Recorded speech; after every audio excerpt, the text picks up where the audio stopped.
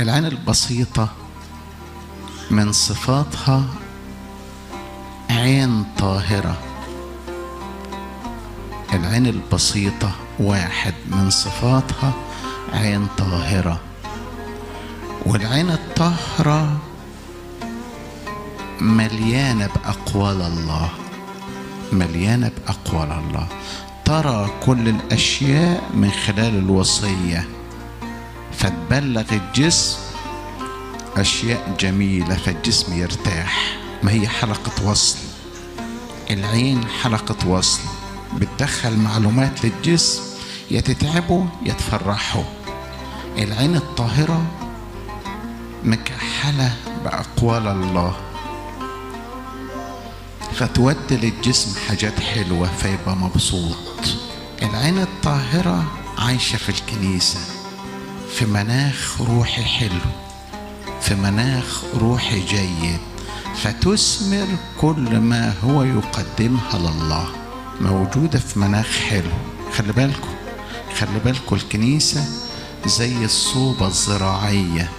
الصوبة الزراعية بتهيأ للمناخ، المناخ للزرع، فتجبره أن يثمر الثمار اللي عايزاه. يعني أحيانا في عز الصيف نعمل صوبة ونشتيها نبردها، نطلع ثمار ونطلع زرع مفروض ما ينفعش في الشتاء، لكن احنا صنع له. الكنيسة كده، الكنيسة بتهيئ لنا مناخ غير العالم، فاحنا بننمو في هذا المناخ، بنثمر في هذا المناخ. العين الطاهرة لا تترك هذا المناخ. العين الطاهرة تشبع من هنا لكي تثمر للحياة الأبدية. عين طاهرة. خلي بالكم يوسف الصديق كان هو وامرأة شريرة في حجرة واحدة ولم يراها. قول له ما شفتهاش ليه يوسف؟ قال عيني كانت مليانة بالخيمة والمذبح والذبيحة والصلاة والصلوات، عيني كانت مليانة، فالست كل ما تنادى عليا مش شايفها ومش حاسسها ومش سامعها. أنا مليان من بيت أبويا، مليان.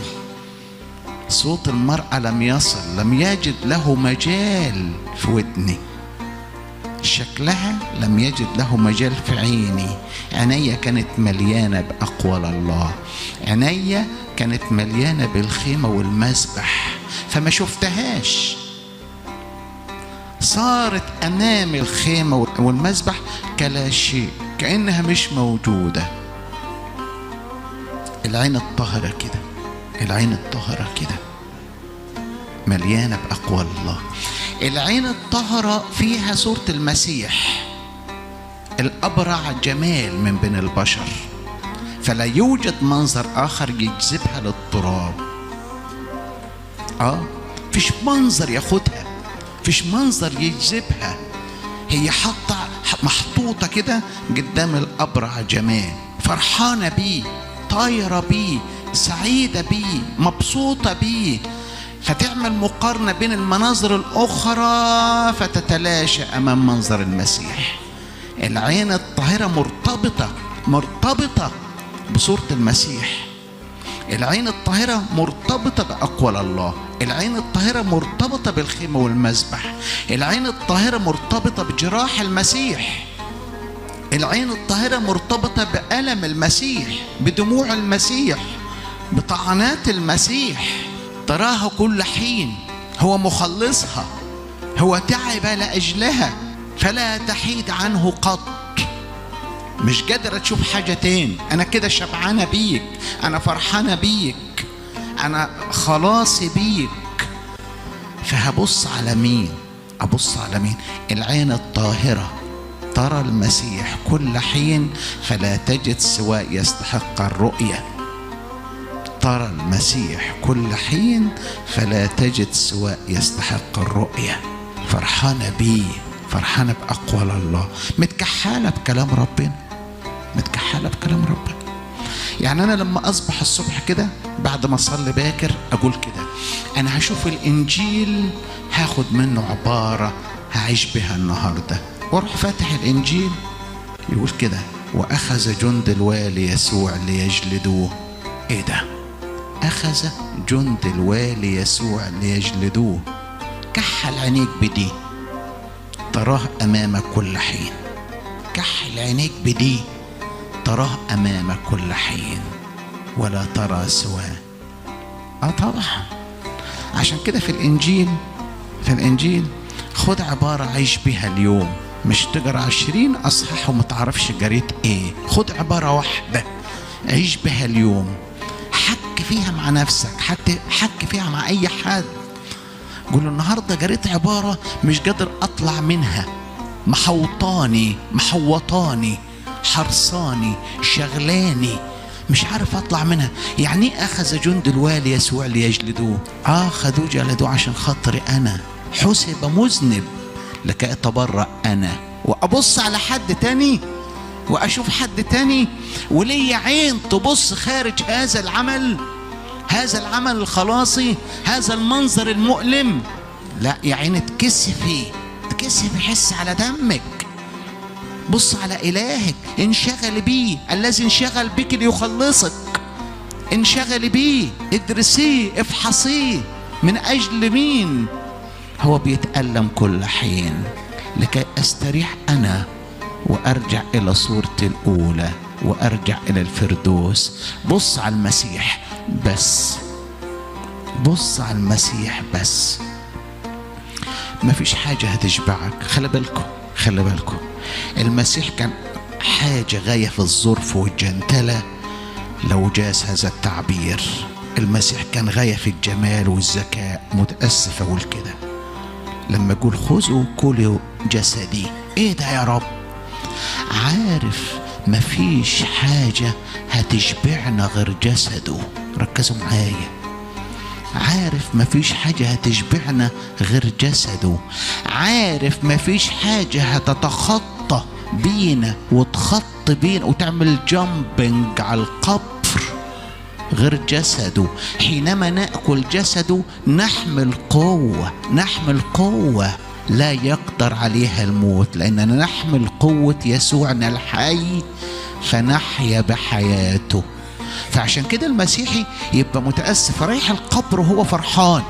مفيش قصة، مفيش موضوع، ده جسر ذهبي هعبر بيه من خلال اتحادي بمسيح الحي. صرت حي كمسيحي فلم يؤثر فيا الموت. هو لما قال خدوا جسدي هو عارف بيقول ايه، عارف قوتنا من خلال ده، حياتنا من خلال ده، أبديتنا من خلال ده. وعين تبص تاني بره وعين تشبع من أشياء تافهة، استحالة. نحن نحيا بمسيحنا الحي. القوة التي تسري فينا بسبب اتحادنا به من خلال أخذ جسده. خذوا كلوا جسدي. ليه يا رب؟ عشان تتحدوا بيا، عشان تاخدوا قوة. عشان كده يقول ايه؟ كونوا مستعدين لمجاوبة كل من يسألكم عن سبب الرجاء الذي فيكم. انتوا فرحانين ليه؟ انتوا مش خايفين ليه؟ انتوا سعداء ليه؟ انتوا مش مضطربين ليه؟ احنا عارفين ان احنا هنخش السماء. نخاف من ايه؟ مسيح نجا وعمل لنا سكة ووقف في نهايتها وقال كده اللي يجي في الطريق دي هيوصل السماء. أنا هو الطريق والحق والحياة. الطريق فيه كل شيء. خلي بالكم من العبارة دي. الطريق المؤدي للحياة الأبدية مزود بكل ما يحتاج إليه المسافر. فما حاجتنا أن نمد أيدينا خارجه لنقطف من المحرم. أقول تاني أهو، السكة اللي رسمها المسيح تودي للأبدية مزودة بكل ما يحتاج إليه المسافر. فما حاجتنا بعد أن نمد أيدينا خارج الطريق. امشي في السكة. محدش عنده سكة غيرنا، محدش عنده طريق واضح معروف يوصل غيرنا. عينك عليه. العين الطاهرة مشغولة بهذا الطريق. العين الطاهرة مشغولة بسكة السماء. عشان كده فرحانة سعيد. طوبى لأعينكم لأنها تبصر. هي العين دي اللي طوبها المسيح، اللي بص على السكة، اللي مشغولة بالطريق، اللي مشغولة بالأبدية. بيسموها إيه؟ عين طاهرة. طاهرة، عين مشغولة مستقبلها الأبدي.